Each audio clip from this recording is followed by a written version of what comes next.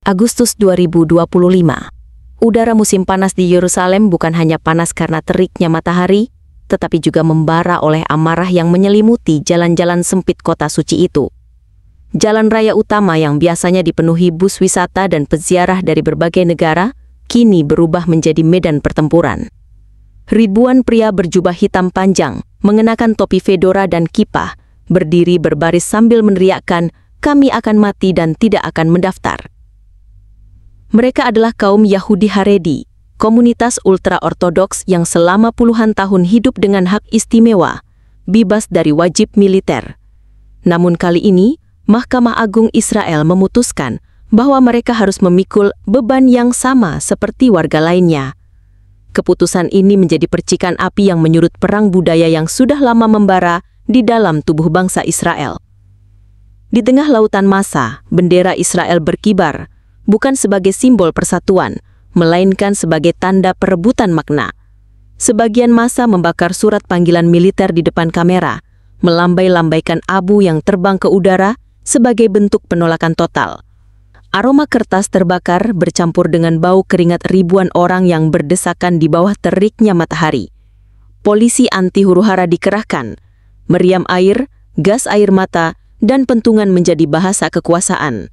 Setiap kali meriam air meledak, tubuh-tubuh kurus berbalut jubah hitam terpental, namun mereka bangkit kembali sambil berteriak memanjatkan doa. Suara sirena ambulans terdengar bersahut-sahutan, membawa korban bentrokan yang terluka di kepala dan wajah. Di sela kekacauan itu, seorang pemuda Haredi bernama Shlomo Weiss berdiri di atas tembok rendah. Matanya memandang lurus ke arah pasukan polisi.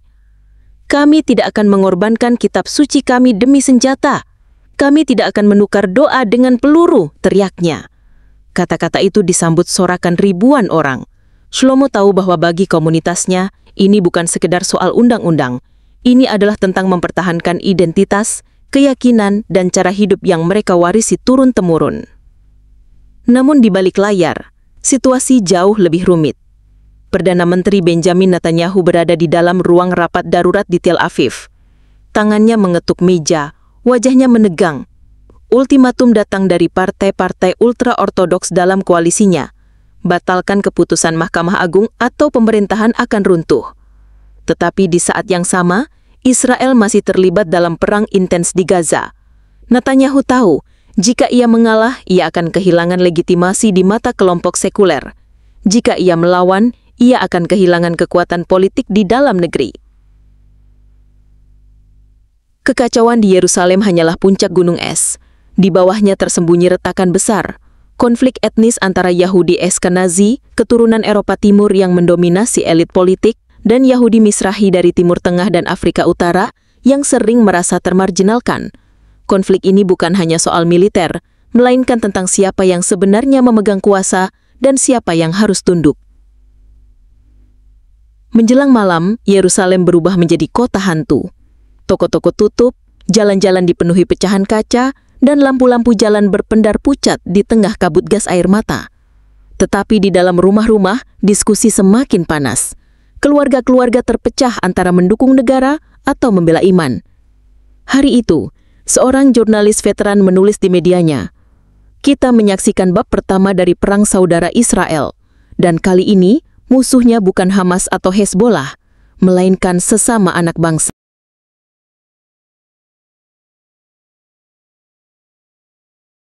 Bentrokan di Yerusalem hanya menjadi pemicu. Dalam hitungan hari, protes menjalar ke kota-kota lain. Bnei Brak, Beit Shemesh, hingga Ashdod.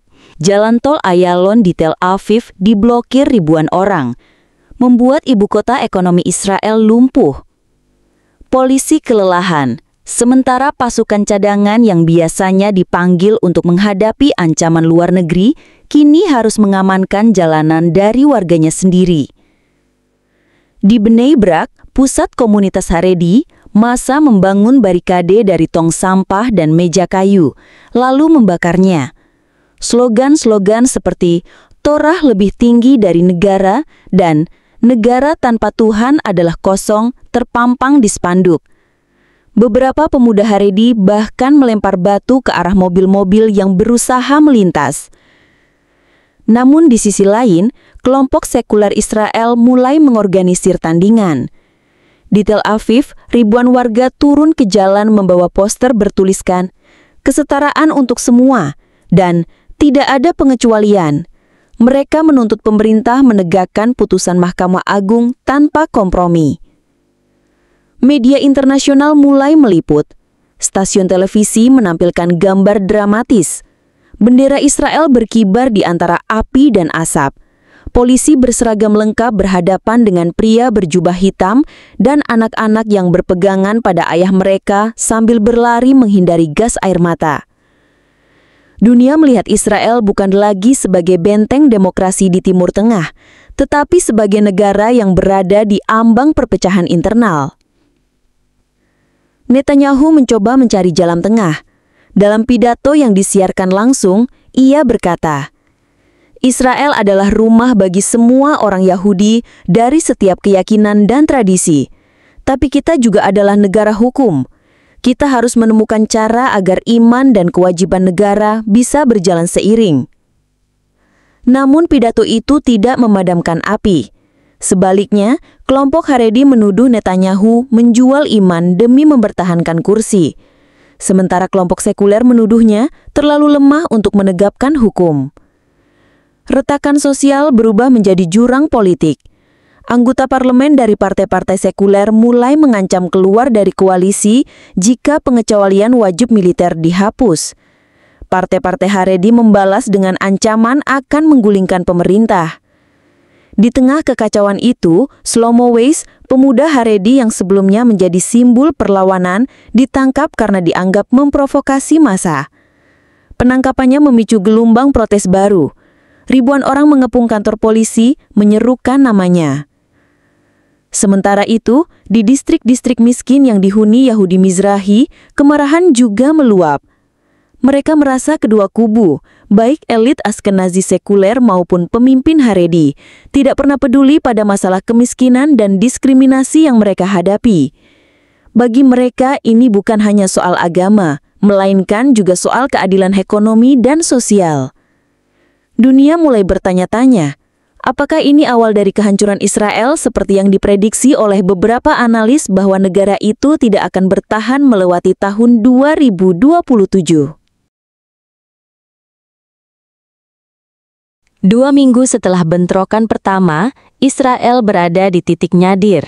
Ekonomi terguncang, pasar saham anjlok, wisatawan membatalkan perjalanan, dan ancaman keamanan dari luar tetap membayangi.